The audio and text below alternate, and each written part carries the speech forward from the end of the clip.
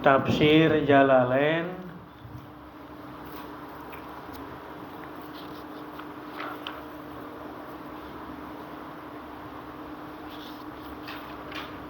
ayat 48.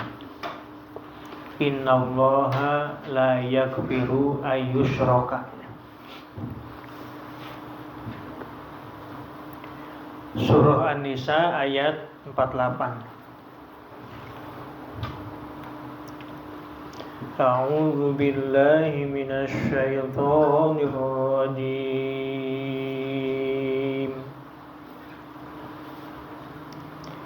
Innallaha la yaghfiru an yushraka bihi wa yaghfiru ma duna dzalik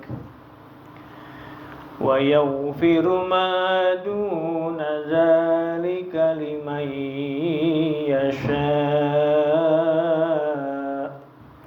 wa man yushrik billahi faqad iftara isman 'azima. Alam tara ilal ladzina yuzakkuna anfusahum balillahu yuzakki man yasha wa la yuzlamuna fatila. Unzur kaifa yaftaruna 'ala Allahil kadhib wa kafa bihi isman mubina. Alam tara ilal ladzina utu nasiban minal kitabi yu'minuna bil jibti wat taghut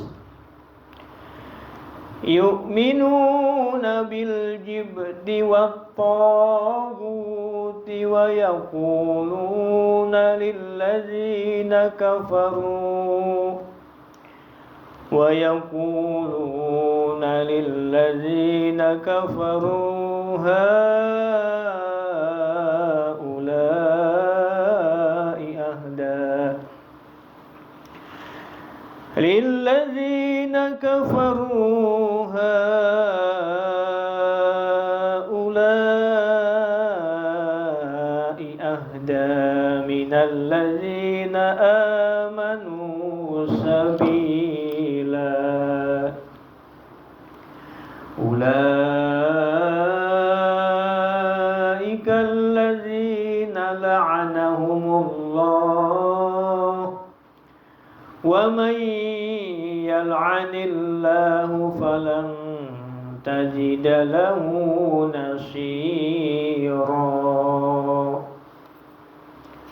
Surah An-Nisa ayat 48. Bismillahirrahmanirrahim. Innallaha la yaghfiru ay yushraka. Innallaha sesungguhnya Allah, la yaghfiru Allah tidak akan mengampuni ayushraka untuk disekutukan. Ail isyraku yakni disekutukan bihi dengan Allah. Wa yaghfiru dan Allah akan mengampuni maduna zalika. Allah akan mengampuni maduna zalika dosa selain itu. Siwa zalika yakni selain musyrik. Minaz dzunubi dari berbagai dosa. Liman yasha, liman kepada orang yasha yang dia kehendaki. Al maghfirata akan ampunan lahu kepadanya. Bi ayyudkhilahul jannata dengan bahwasannya Allah akan memasukkannya al-jannata ke surga bila azabin tanpa siksaan. Wa man syaa, dan barang siapa yang Allah menghendaki azabahu, maka Allah akan mengazabnya, akan menyiksanya, minal mu'minin, dari kalangan orang-orang beriman, bizunubihi, dengan sebab dosa-dosanya mukminin. Summa yudkhilul jannata, summa kemudian, yudkhiluhu, maka Allah akan memasukkannya al-jannata, ke surga. Wa may yusyrik, dan barang siapa yang dia berbuat musyrik billahi, kepada Allah, faqad iftara, maka sungguh dia telah melakukan isman azimah, akan dosa yang besar, zanban kabira, yakni dosa yang besar. Titik. Surah An-Nisa ayat 48 memberikan pelajaran kepada kita bahwa jangan sekali-kali kita untuk berbuat musyrik, menyekutukan Allah. Allah sangat tegas tidak akan mengampuni kepada hambanya yang mereka menyekutukan Allah.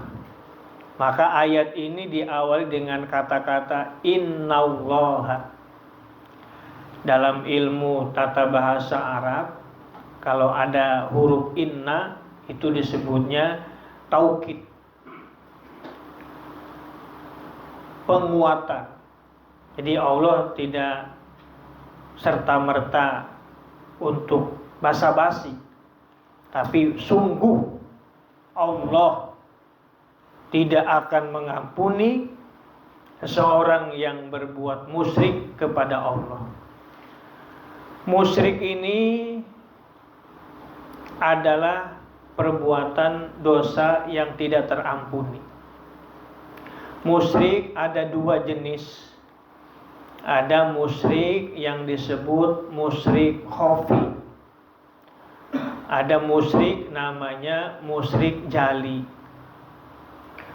Musyrik khafi itu orang yang berbuat sekutu yang dia tanpa menyadari. Samar, khafi itu samar, tidak menyadari. Kadang-kadang kita sendiri karena keawaman kita, kelihatannya sepele, tapi sebenarnya ada kandungan menyekutukan Allah. Ada si Fulan ditanya sama kawannya, si Fulan sedang sakit. Fulan, kamu berobat kemana? Saya berobat ke dokter Anu. Padahal udah berobat kemana-mana, gara-gara dokter Anu sembuh. Tidak membawa wasilah Allah. Seakan-akan yang menyembuhkan itu adalah dokter. Seakan-akan yang menyembuhkan itu obat. Padahal hakikatnya yang menyembuhkan itu adalah Allah. Nah itu kadang-kadang secara ilmu tauhid kita musyrik juga. Musyriknya namanya musyrik khafi, yang tidak terasa. Padahal yang namanya dokter, obat adalah sebagai wasilah pelantara. Karena hakikatnya yang menyembuhkan itu adalah Allah. Nabi Ibrahim ketika ditanya sembuh dari penyakitnya, seraya Allah berfirman, wa iza maritu fahuwa yashfin. Ketika saya sakit, kata Nabi Ibrahim, maka dialah yang menyembuhkanku. Siapa yang menyembuhkan? Adalah Allah. Itu Nabi Ibrahim alaihi salam. Ramuan, obat, bahkan dokter sekalipun itu hanya pelantara, sabab, sebagai wasilah. Tapi yang menyembuhkan adalah hakikatnya Allah. Nah kadang-kadang ini terjadi di kalangan kita, yaitu tanpa kita sadari kita menyekutukan Allah yang namanya sifatnya khafi tanpa kita sadari. Nah, bagi kita yang udah paham, ketika berbicara seperti itu, maka cepat-cepat kita istighfar. Astagfirullahaladzim. Astagfirullahaladzim. Ini yang menyembuhkan ini bukan dokter, bukan obat, bukan ramuan, tapi hakikatnya adalah Allah. Itu langsung segera istighfar. Nah, ada yang musyrik yang disebut musyriknya jali. Jali itu jelas, terang-terangan dia menyekutukan Allahnya itu. Seperti misalnya, mohon maaf, ada seseorang percaya setiap lewat di satu tempat, rupanya di tempat itu ada pohon besar. Kemudian akhirnya dia baca doa. Apa doanya? Muntamong anak bedul minta lewat.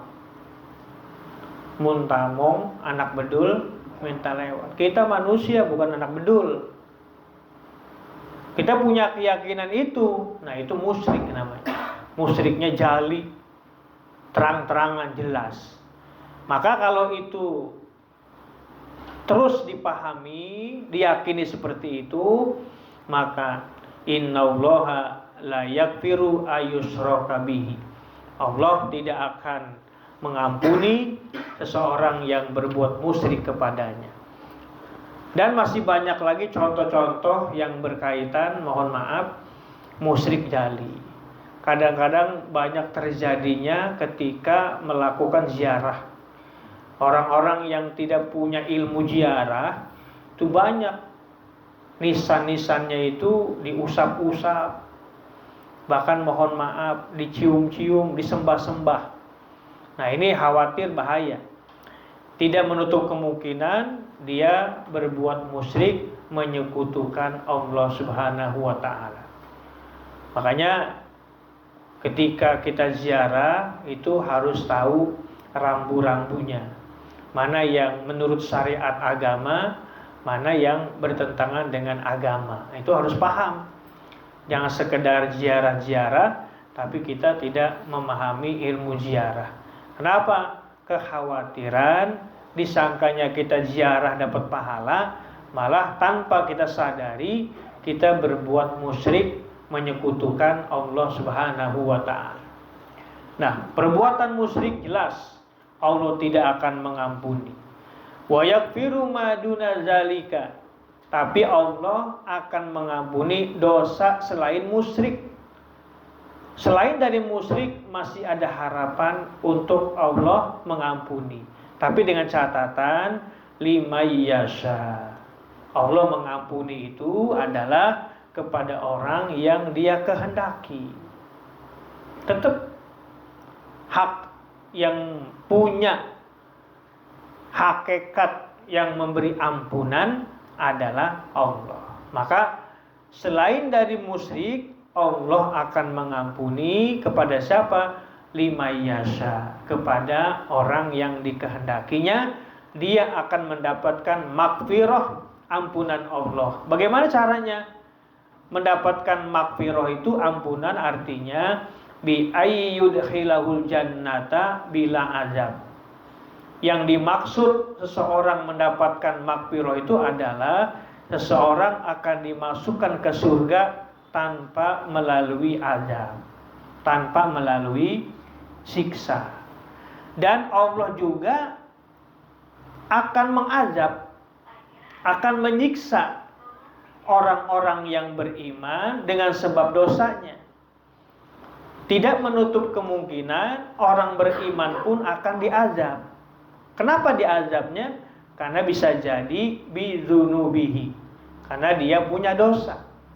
Nah, ketika sudah diazab, baru summa yudkhiluhul jannah. Kemudian Allah akan memasukkannya ke surga. Jadi kita yang mohon maaf mukmin tapi punya dosa tetap diazab. Tetap diazab karena surga itu tempat bersih, tempat suci. Enggak layak untuk dimasuki kepada orang yang punya dosa, punya kotor. Maka orang beriman pun diazab dulu, dibersihkan dulu. Nah, ketika sudah bersih, sudah suci, baru Allah akan memasukkannya ke surga. Kenapa? Karena surga itu adalah tempat bersih, tempat suci. Wa may yusyrik billahi faqad iftara isman aziman.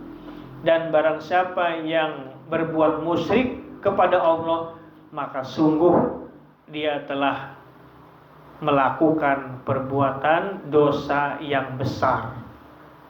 Ya, orang yang berbuat musyrik itu dia telah melakukan isman azima, dosa yang besar.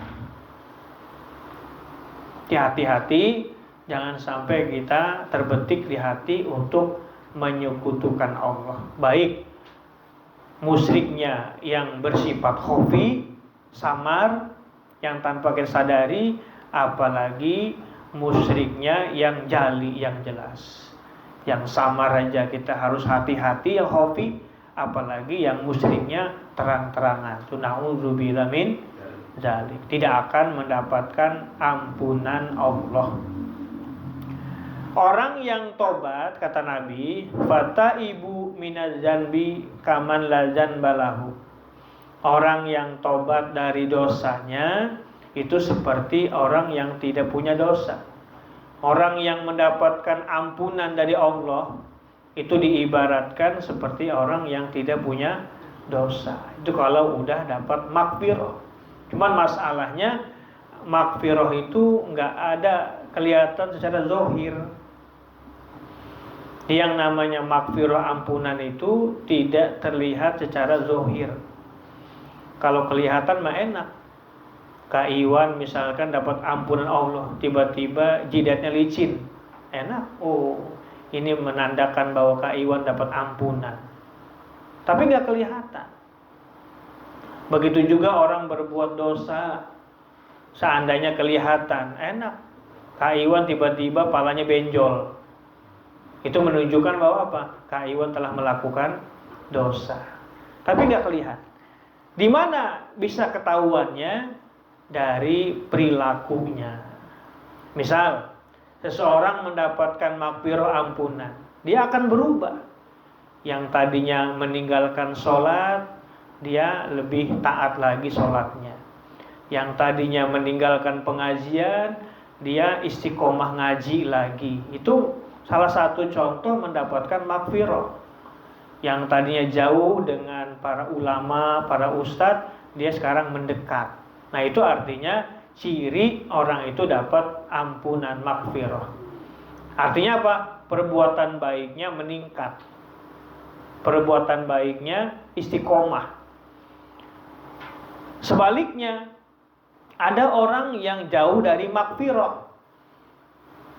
Secara zahir nggak kelihatan, tapi secara tingkah laku kelihatan. Sholatnya mulai dia tinggalkan, pengajian dia menjauh, kumpul di majelis dia menghindar. Nah, itu salah satu bahwa dia tidak mendapatkan maghfirah, tidak mendapatkan ampunan. Jadi secara zahir yang namanya maghfirah tidak nampak, tapi terlihatnya dari sikap, tingkah laku, baik itu maghfirahnya maupun selain dari maghfirahnya. Para jamaah yang saya muliakan, nah itu artinya jangan sampai terbetik untuk menyekutukan Allah. Na'udzubillah min dzalik. Alam tara ilal ladzina yuzakkuna anfusahum. Alam tara, apakah kamu tidak melihat, ilal ladzina, kepada orang-orang yang yuzakkuna, yang mereka membersihkan, anfusahum, akan diri mereka. Siapa mereka itu? Wahum al-yahudu, mereka itu adalah orang Yahudi. Haitsu qalu, sekiranya mereka berkata, nahnu abnaullahi wa ahibbauhu, kami adalah anak laki-lakinya Allah, wa ahibbauhu, dan kekasih-kekasih Allah. Ailaisal amru, yakni tak ada suatu perkara, bitazkiyatihim, dengan sebab bersihnya mereka, anfusahum, akan diri mereka. Bal tetapi Allahu yuzakki mayyasha. Tetapi Allah yang membersihkan, yudhiru yakni yang menyucikan, mayyasha kepada orang yang dikehendakinya, bil imani dengan sebab iman. Wala yudlamuna dan tidaklah dizolimi mereka, yunqosuna yakni dikurangi mereka, min a'malihim dari amal-amal mereka, fatilan sedikit pun, qadro kosrotin nawati yakni sekadar kulit korma. Unzur lihatlah, perhatikanlah, muta'ajiban yaitu kalimat takjub, kaifa yabtaruna bagaimana mereka melakukan alallahi atas Allah al-kadziba akan dustanya, bidzalika dengan sebab yang demikian itu yakni mengakui sebagai anak Tuhan kekasih Allah. Wa kafa bihi ismam mubina dan cukuplah bihi perbuatan musyrik itu ismam mubina yakni dosa yang jelas, dosa yang nyata, bayinan yakni dosa yang nyata. Titik. Kemudian ayat selanjutnya ayat 49. Orang-orang Yahudi itu mereka merasa suci, merasa bersih. Di mana letak mereka merasa bersih, merasa sucinya itu? Karena mereka menyangka bahwa mereka itu abnaullah wa ahibbauhu. Mereka menyangka bahwa mereka itu adalah anak-anak Allah, kekasih-kekasih Allah. Nauzubillah. Sementara Allah itu tidak punya anak. Lam yalid walam yulad walam yakulahu kufuwan ahad. Jadi tidak ada yang menyerupai Allah. Allah tidak beranak dan tidak diperanakan. Laisa kamislihi syai'un. Tidak ada yang bisa menyekutukan Allah, menyerupai Allah sedikit pun, apapun. Allah itu adalah mukhalafatuhu lil hawadisi. Allah itu adalah berbeda dengan makhluknya. Kita dulu pernah belajar ilmu tauhid yang namanya sifat 20 itu. Maka bagi kita yang sudah belajar itu, maka kita nolak. Nolak bagaimana? Nolak bahwa kita ini bukan anak Allah, bukan kekasih Allah. Laisa kamisli syai'un, tidak ada yang menyerupai Allah sedikit pun juga. Allah itu mukhalafatul hawadisi, berbeda dengan makhluknya. Maka ketika penanaman tauhid itu ada pada jiwa kita, maka kita tidak berani untuk bahwa kita adalah anak Allah, apalagi kekasih Allah. Jangan sampai. Nah, perilaku seperti itu adalah perilakunya orang Yahudi. Dalam rangka apa itu? Dalam rangka supaya mereka itu seakan-akan bersih dirinya dengan mengatakan bahwa kami adalah anak-anak Allah dan kekasih Allah. Padahal balillahu yuzaki mayyasha. Bahkan yang menyucikan, yang membersihkan itu Allah kepada orang yang dikehendakinya. Bagaimana dengan cara bagaimana? Bil iman, dengan cara menancapkan iman pada hambanya. Jadi Allah kalau udah berkehendak untuk membersihkan hambanya, menyucikan hambanya, maka Allah tancapkan imannya itu kepada dirinya, pada diri hamba tersebut. Kalau Allah udah berkehendak untuk membersihkan, menyucikan kepada hambanya, maka Allah tancapkan iman pada dirinya. Maka sesuai dengan hijrahnya Nabi ini, yang sekarang tahun ini insya Allah kita akan dipertemukan kepada tahun baru Islam, tahun baru Hijriyah 1444 Hijriyah. Maka hijrah itu ada 3 pelajaran yang akan kita ambil. Apa yang kita ambil? Pertama ada hijrah namanya hijrah nafsiyah. Hijrah nafsiyah itu artinya hijrah dalam rangka menjaga keimanan. Jadi orang-orang yang ngaku hijrah itu imannya udah mantap, dijaga. tidak goyang lagi. Kalau dia ngaku hijrah, imannya tetap dijaga, dipelihara, jangan sampai goyang. Sebagaimana dulu Nabi dan para sahabatnya dikekang oleh orang kafir Quraisy, dihina, dicaci maki, tapi iman tetap dijaga. Maka ini disebut hijrah nafsiyah, hijrah dalam rangka mempertahankan keimanan. Yang kedua, hikmah yang kedua ada namanya hijrah amaliyah. Hijrah amaliyah itu apa? Hijrah dalam rangka istiqomah dalam ibadah. Ngaku-ngakunya hijrah, merayakan tahun baru Islam, tapi malah ibadahnya menurun. Ibadahnya kendor. Bahkan ngejauh dari pengajian. Nah, gimana mau hijrah amaliyah? Bagaimana mau menjaga istiqomah ibadah? Padahal kita udah menggaung-gaungkan yang namanya tahun baru Hijriyah. Maka nggak sesuai dengan logo kita. Maka dalam rangka menjaga istiqomah ibadahnya, maka hijrahlah amaliyah, istiqomah dalam ibadah. Yang ketiga ada namanya hijrah ukhuwah. Hijrah ukhuwah itu artinya apa? Hijrah dalam rangka menjaga tali persaudaraan, khususnya umat Islam, orang beriman. Bagaimana dulu ketika kaum muhajirin yang hijrah dari Mekah ke Madinah disambut dengan kaum Ansor di Madinah, nggak dibeda-bedain, dijadikan saudara, bahkan ditawarkan. Yang belum punya istri suruh milih di Madinah, cari istri. Yang belum makan dikasih makan. Yang tidak punya harta dikasih harta. Yang nggak punya rumah dikasih rumah oleh kaum Ansor di Madinah. Diikat dalam persaudaraan. Maka hikmahnya adalah hijrah ukhuwah dalam rangka menjaga tali persaudaraan. Dalam Qur'annya itu innamal mu'minuna ikhwatun.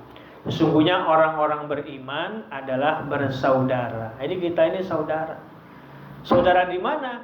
Saudara diikat dari keyakinan, akidah. Seorang mu'alaf non-muslim masuk Islam. Begitu dia mu'alaf jadi Islam, maka dia saudara kita. Saudara bagaimana? Seakidah, seiman. Maka kita jaga, kita rangkul. Jangan sampai dia berbalik lagi kepada agamanya. Akhirnya kita buat pengajian-pengajian dalam pembekalan untuk orang mu'alaf. Maka dibentuklah ada namanya komunitas pengajian mu'alaf center. Adanya di Rajabasa, di Masjid Agung Rajabasa itu ada komunitas mu'alaf-mu'alaf. Mereka ngaji namanya mu'alaf center. Karena kalau dia ngaji sama orang kita, orang Banten, takut dia. Takut dibawain golok. Karena orang Banten tuh punya golok ciomas. Akhirnya nggak mau dia, orang mu'alaf Cina-Cina, Tiongkok itu ngaji sama orang kita. Akhirnya mereka buat komunitas, yaitu Muslim Mu'alaf Center, ngajian. Nah, jadi itu yang disebut hijrah ukhuwah. Hijrah dalam rangka menjaga persaudaraan. Kata Nabi, wal jama'atu rahmatun. Menjaga berjamaah, menjaga tali persaudaraan itu akan mendatangkan rahmat. Sebaliknya wal firaqu azabun. Sebaliknya berpecah belah, memisahkan, memutuskan tali persaudaraan malah mendatangkan azab, siksa.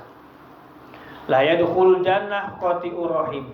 Tidak akan masuk ke surga orang yang terbetik di hatinya untuk memutuskan silaturahim. Jangankan ke surga, aroma surga pun tidak akan menciumnya. Itu orang yang di hatinya terbetik untuk memutuskan tali persaudaraan. Jadi kita sampai itu. Kalau ada orang niat memutuskan tali persaudaraan, dia belum hijrah itu namanya. Hanya di lisan aja ngomong hijrahnya. Hijrah ukhuwahnya mana? Yang digambarkan kaum muhajirin dan ansornya itu mana? Itu kalau orang ada niat untuk memutuskan tali persaudaraan, artinya dia belum hijrah. Hanya bisa menyambut tahun baru hijriah, tapi belum bisa melaksanakan amaliyah hijrahnya. Nah, dan itu pelajaran yang dapat dipetik itu dalam rangka memasuki tahun baru hijriah ini.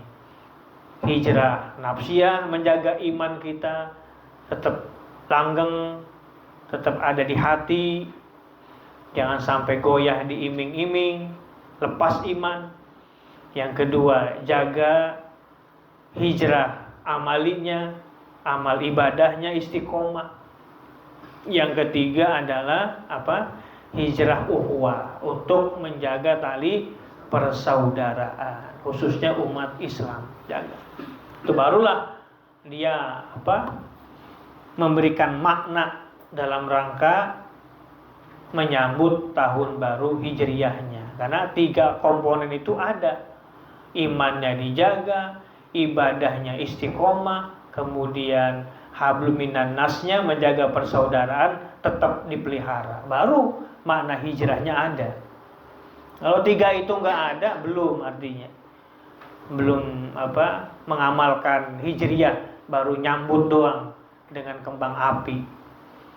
Oh, ini sekarang lagi rame dalam rangka menyambut tahun baru hijriyah. Apa? Kembang api, peletasan segala macam. Ya silakan aja sih, nggak apa-apa, saking bahagia. Tapi apa? Prakteknya ada nggak tadi hijrah nafsiyah, hijrah amaliyah, hijrah ukhuwahnya untuk mengisinya? Nggak sekedar nyambut dengan kembang api segala macam, hura-hura, kumpul di jalan raya, tapi makna substansinya, isinya nggak ada. Nah, itu artinya hijrahnya bohong. Nah, Allah akan menyucikan kepada orang yang dikehendakinya bil iman, dengan ditancapkan iman pada dadanya. Wala yuzlamuna fatila, dan tidaklah mereka dizolimi, dikurangi amal mereka sedikit pun sekadar kulit korma, saking kecilnya. Maka perhatikanlah bagaimana mereka yang melakukan dusta kepada Allah dengan sebab berbuat musyrik, melepas imannya, maka cukuplah ismam mubina, yakni mendapatkan dosa yang nyata, bayinan, yakni dosa yang nyata. Wa nuzila fi Ka'ab bin Ashraf, dan diturunkan di dalam Ka'ab bin Ashraf, wa nawihi, dan seumpamanya Ka'ab bin Ashraf, min ulama'il Yahudi, dari ulama bangsa Yahudi.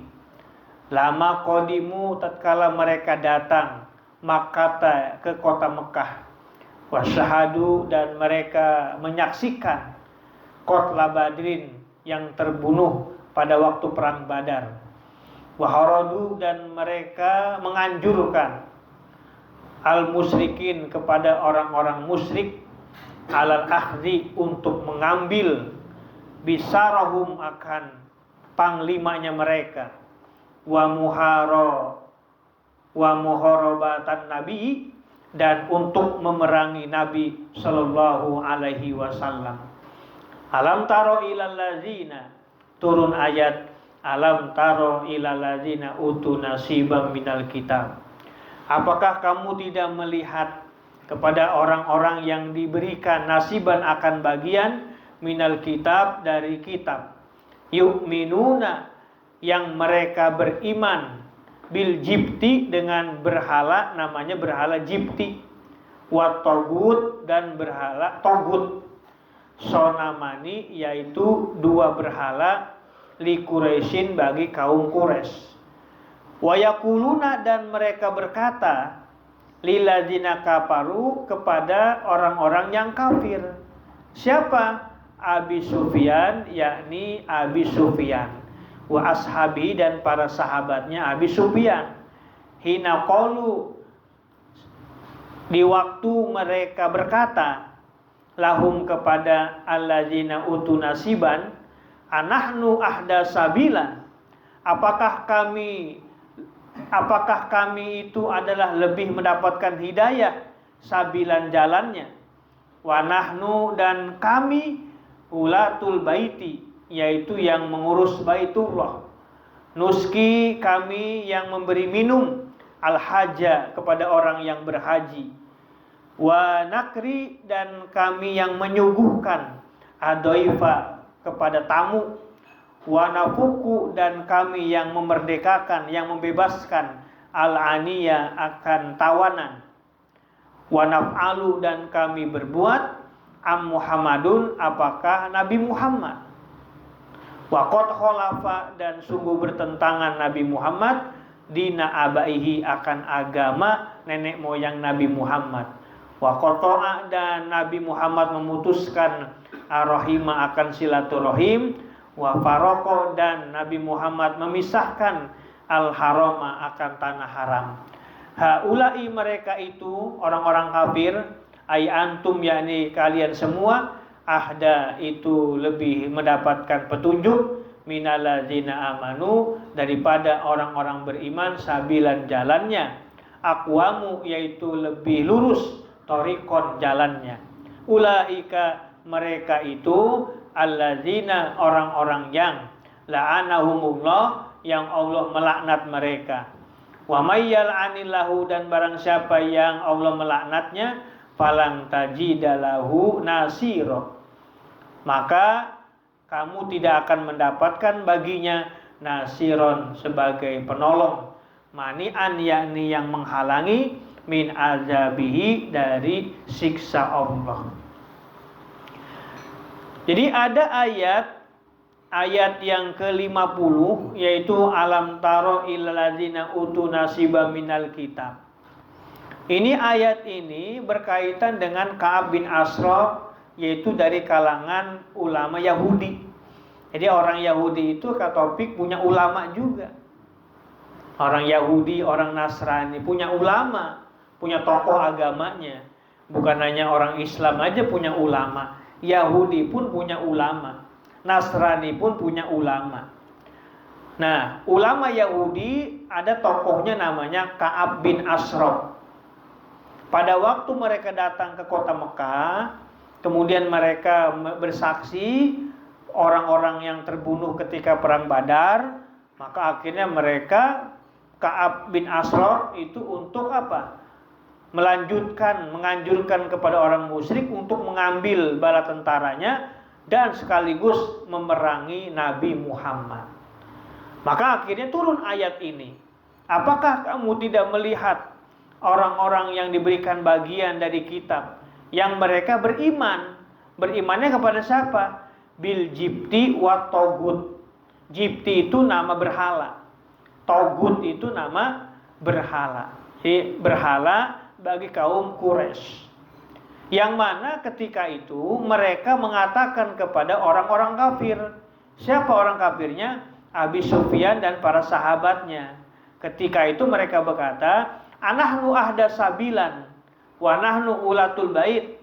Kami ini lebih yang dapat petunjuk jalan, dan kami ini adalah yang ngurus baitullah, dan kami yang ngasih minum orang yang haji, yang menyuguhkan tamu, yang membebaskan tawanan.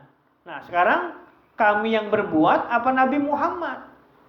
Malah kata orang-orang yang diberi kitab tadi itu, yang menyembah berhala, jibti dan togut, lihat Nabi Muhammad. Muhammad malah apa? Menyalahi, bertentangan dengan agama nenek moyang kita. Bahkan dia memutuskan silaturahim dengan kita dan memisahkan dengan tanah haram. Apa kata Allah? Haulai ahda minalladzina amanu sabila.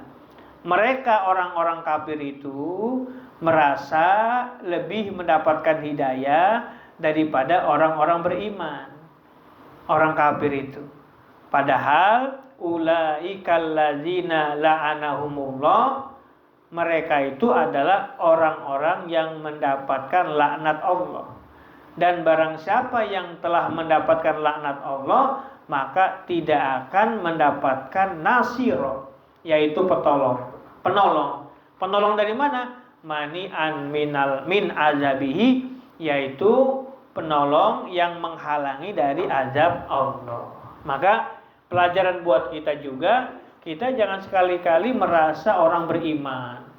Jangan sekali-kali kita merasa orang benar. Jangan sekali-kali orang lurus. Belum tentu. Nggak boleh gitu. Ini Nabi Muhammad digituin sama mereka. Kenapa? Karena mereka merasa mereka yang lebih dapat hidayah. Apa jasa mereka tadi? Mereka merasa apa? Ngurus Baitullah, ngasih minum orang yang haji, menyuguhkan tamu, bahkan mereka melepas tawanan-tawanan. Kata mereka, wanaf alu, kami berbuat itu semua, bukan Muhammad. Tapi kenapa kamu ikuti itu? Yang jadi masalah adalah mereka beriman kepada berhala jibti atau berhala togut yang menjadi sesembahan orang Quraisy.